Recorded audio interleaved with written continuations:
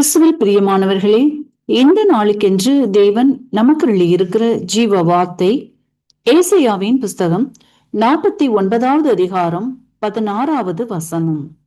என் உள்ளங்கைகளில் உன்னை வரைந்திருக்கிறேன். எனக்கு அருமையான சகோதர சகோதரிகளே, இன்றைய நாள் கர்த்தர் உங்களின் நீண்ட நாள் போராட்டங்களுக்கு விடுதலையும் சமாதானத்தையும் தருகின்ற நாளாய் வாக்கு பண்ணி உள்ளார். அநேகர் இன்றைக்கு பல சூழ்நிலைகளின் நிமித்தமாய் போராடி கொண்டும் அதிலிருந்து விடுதலையாக வேண்டியும் எதிர்பார்த்து காத்திருக்கிறீர்கள். எப்படியும் நம்மை கர்த்தர் விடுவிப்பார் என்கிற நம்பிக்கையோடு உங்களின் நம்பிக்கையை இன்றைக்கு கர்த்தர் வர்த்திக்க பண்ணுகின்றார். உங்களின் பிரச்சனைகள் சூழ்நிலைகள் யாவும் உங்களை அசைக்குமே தவிர தோற்கடிக்காது.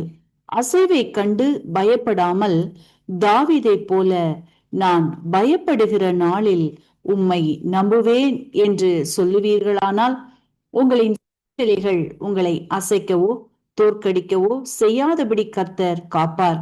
காரணம், முதலிந்த நம்பிக்கை என்பது கடலை நோக்கி செல்லும் ஓர் ஆழமான நதியாகவும் தடுத்து நிறுத்த முடியாத ஆற்றல் நிறைந்த ஒரு நதியை போலவும் உள்ளதால் அது நிச்சயமாகவே கடலில் சேரும். அதை காற்றாலும் அலைகளாலும் தடுத்து நிறுத்த முடியாதது போலவே உங்களின் விசுவாசமும் நம்பிக்கையும் இருக்குமானால் இன்றைக்கு உங்களை நெருக்குகின்ற எந்த சூழ்நிலையாக இருந்தாலும் அதில் நிச்சயமாக வெற்றி உண்டு, சுகம் உண்டு, சமாதானம் உண்டு. வார்த்தையை விசுவாசியுங்கள், அற்புதங்களை காண்பீர்கள். இன்றைக்கும் நாம் ஏசாயாவின் புஸ்தகம் 43வது அதிகாரம் 14வது வசனத்தை வாசிக்கையில் அங்கே நான் உங்களுக்காக அரண்களை எல்லாம் இடிந்து விழ பண்ணுவேன் என்று உள்ளதின்படி இன்றைக்கு எவைகளெல்லாம் உங்கள் வாழ்க்கையில் ஆசீர்வாதங்களுக்கு தடையாக அரண்களாய் தடுப்புகளாய் காணப்படுகிறதோ அவற்றை உடைத்து போடுகின்றார். அவைகள் ஒன்றுமில்லாது போகும்படி இடிந்து விழ பண்ணுகின்றார்.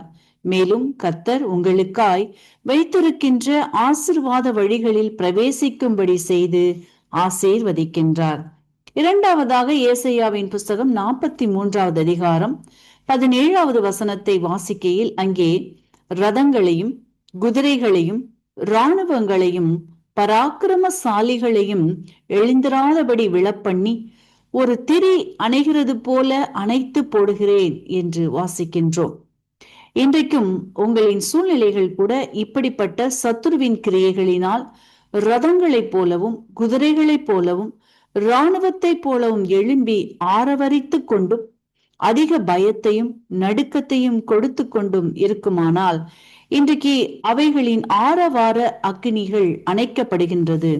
சீறி பாய்ந்து வருகின்ற பிரச்சனைகள் போராட்டங்கள் ஒன்று போக மற்றொன்று என்று உள்ளவைகளை கர்த்தர் இன்றைக்கு ஒரு திரி அணைகிறது போல அணைத்து போடுகின்றார். சமாதானத்தை தருகின்றார், பயத்தை நீக்குகின்றார். அடுத்ததாக ஏசாயாவின் புஸ்தகம் 43வது அதிகாரம் 20வது வசனத்தை வாசிக்கையில் என் ஜனத்தின் தாகத்துக்கு வனாந்திரத்திலே தண்ணீர்களையும் அவாந்திர வெளியிலே ஆறுகளையும் உண்டாக்குவேன் என்று உள்ளதை வாசிக்கின்றோம். என கருமையானவர்களே, உங்களின் வாழ்க்கையிலும் எந்தெந்த பகுதிகளிலெல்லாம் வறட்சிகளும் தாகங்களும் தவிப்புகளும் காணப்படுகிறதோ ஆங்காங்கே இன்றைக்கு கர்த்தர் ஆசீர்வாதமான ஆறுகளை புறப்பட பண்ணுகின்றார். கர்த்தரிடத்திலிருந்து வருகின்ற ஜீவ தண்ணீரை குடிக்கிறவன் என்றென்றைக்கும் தாகம் அடைவதில்லை. மேலும் அவரிடத்திலிருந்து புறப்படுகின்ற ஜீவ தண்ணீராகிய ஆறு அது பாய்கிற இடமெல்லாம் ஆரோக்கியம், சமாதானம், சுகம், மகிழ்ச்சியை தருகிறது.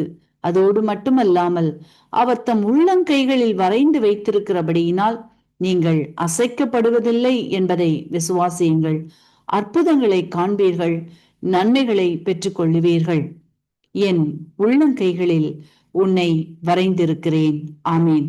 இன்றைக்கும் இந்த வார்த்தைகளை கேட்டுக்கொண்டிருக்கின்ற உங்களில் யாரேனும் உங்களின் பாவங்களுக்காக மரித்து உயிர்த்தெழுந்த இயேசுவை அறியாமலும் விசுவாசியாமலும் இருப்பீர்களானால் இன்றைக்கு உங்களை ஒப்பு கொடுத்து விசுவாசியுங்கள்.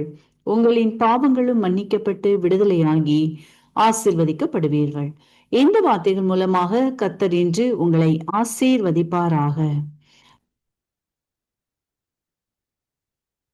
கர்த்தருடைய பரிசுத்த நாமத்திற்கு மகிமை உண்டாவதாக. இந்த அருமையான தருணத்திலே கிறிஸ்துவின் நாமத்தினாலே உங்களை சந்திப்பதில் மிகுந்த மகிழ்ச்சி. நான் ஒரு காரியத்தை குறித்து தியானிக்க போகிறோம். சங்கீதம் 51 வாசிக்கலாமா? தேவனுக்கு இருக்கும் பலிகள் நுண்ணாவிதான். தேவனே, நுண்ணுள்ளதுமான இருதயத்தை நீர் புறக்கணியீர். ஆமென். அல்லேலூயா. கர்த்தருடைய பிள்ளைகளே, நேற்று தினத்துல தியானித்தோம். என்னன்னா, பலியை நீ விரும்புறதுல விரும்ப செலுத்துவேன், தகன பலியும் இல்ல அப்படின்னு தாவீது சொன்னதை நம்ம தியானிச்சோம் இல்லையா? இந்த பலி அப்படின்னா என்ன அப்படின்னு நம்ம நேற்று தினத்துல தியானிச்சோம். எல்லாரும் பாவம் செய்த பிறகு கொண்டு செலுத்தப்படுகிற காரியம் தான் பலி இல்லைங்களா? ஒரு ஆடோ இல்லது கன்று காளையோ நல்ல புறா கொஞ்சம் கொண்டு வசதிக்கு தக்கதாக அளவிற்கு அவங்க கொண்டு அந்த பலி இட்டுட்டு போவாங்க. இதுதான் அந்த பலிக்கான காரியம். இப்ப அந்த பலி செலுத்தப்படுகிற காலங்கள்ல தாவீது எழுதுகிறார், பலியை நீங்க விரும்பலைங்கிறார். ஆமென். அல்லேலூயா. அப்ப கர்த்தருடைய பிள்ளைகளை எதை விரும்புகிறார் கர்த்தர்? பலியை விரும்பலவன் ஏதோ ஒன்றை அவர் விரும்புகிறார். எதை கர்த்தர் விரும்புகிறார் அப்படின்னு பாத்தீங்கன்னா, ஆமென். அவர் விரும்புகிறது இதே கேட்கும் பலிகள் நொறுங்குண்ட ஆவி. ஆமென். இப்ப ஆதி நாட்கள் பலி செலுத்த சொன்னாங்க இல்லையா? பலி செலுத்த வரும்பொழுது என்ன செய்வாங்கன்னா, தன் வீட்டுல வளர்த்த ஆடு, கன்றுக்குட்டி, புறா குஞ்சுகளை ரொம்ப பாசமா வளர்த்ததுதான் பலிக்காக கொண்டு வருவாங்களே. அப்படி கொண்டு வரும் பொழுது அநேகர் பார்ப்பாங்க. அந்த பலிக்காக கொண்டு வரும்போது எல்லாம் கன்றுகளை பார்க்க கொண்டு ஆசாரியர் லேவியர் கையில அதை கொடுப்பாங்க. ஆனா நாட்பட என்ன ஆயிடுச்சுங்க, அது விற்க ஆரம்பிச்சுட்டாங்க. எங்க ஆலயத்தின் வாசல்ல விற்க ஆரம்பிச்சுட்டாங்க. இவங்க பணத்தை மட்டும் பாக்கெட்ல எடுத்துட்டு போறாங்க. எடுத்துட்டு போயிட்டு அந்த காசை கொடுத்துட்டு பலியை நீ அப்படி கொண்டு வந்துரு அப்படின்னா அந்த இடத்துல கொண்டு வந்து விடுறதுக்கு ஆள் இருக்காங்க பாருங்க, டெலிவரி மாதிரி. இப்ப அவன் எந்த விதமான குற்ற உணர்வும் இல்லாம அந்த இடத்துல பலியா அந்த ஃபார்மாலிட்டிஸா கொடுக்குறான். அதை கர்த்தர் அருவருப்பா பார்த்தாரு. அதனாலதான் சாட்டை எடுத்துக்கிட்டு எல்லாரையும் அடிச்சு துரத்தி அந்த பலகைகள்லாம் கவிழ்த்து போட்டு என் வீடு சகல ஜனங்களுக்கும் ஜெப வீடு எனப்படும் என்று சொன்னார். ஒரு வைராக்கியம் காண்பித்தார். அந்த இடத்துல விற்கிறவர்களை அவர் பயங்கரமா கடிந்து கொண்டார். இது எதுக்காக அப்படின்னா, நொறுங்குண்டு இறுதி இல்லாமல் கொடுக்கப்பட்ட பலி அவர் ஏற்றுக்கொள்ளவில்லை என்று அர்த்தம். அப்ப இன்னைக்கு நம்ம ஒருவேளை தவறி இருப்போமானாலும் இறுதியும் நொறுக்கப்படணும். ஆண்டவர்கிட்ட கேட்கணும், அந்த காரியத்துல நான் தவறுதலா இருந்துட்டேன், என்னை மன்னிச்சிருங்க ஆண்டவரே. நம்ம கேட்க வேண்டிய கட்டாயத்துக்குள்ள இருக்கிறோம்ல, அது மட்டும் இருதயத்தை ஒருவேளை நொறுக்கப்பட்ட இருதயத்தோடு அப்படியே நொறுக்கப்பட்ட இருதயத்தோடு ஆண்டு சமூகத்துல அழுது புள்ளி ஜெபிக்கும் பொழுது அது கர்த்தர் புறக்கணிக்க மாட்டார்.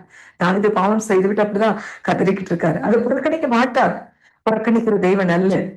பாவம் செய்தது நீதிமானுக்காக அல்ல, பாவி மனம் திரும்புவதற்காகவே, மனம் திரும்ப செய்வதற்காகவே அவர் பூமிக்கு வந்தார் என்று வேதம் சொல்லுகிறது இல்லைங்களா? அப்ப பாவம் செய்த ஒரு ஆத்மா மனம் திரும்பும் போது பரலோகத்துல மிகுந்த சந்தோஷம் உண்டாயிருக்கும்ல.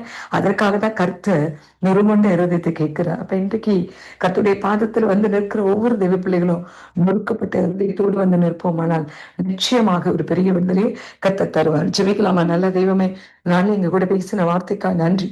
தொடர்ந்து பேசுங்க, மகிமைப்படுங்க. கிறிஸ்து நாமத்தில் பிதாவே, ஆமென். God bless you all.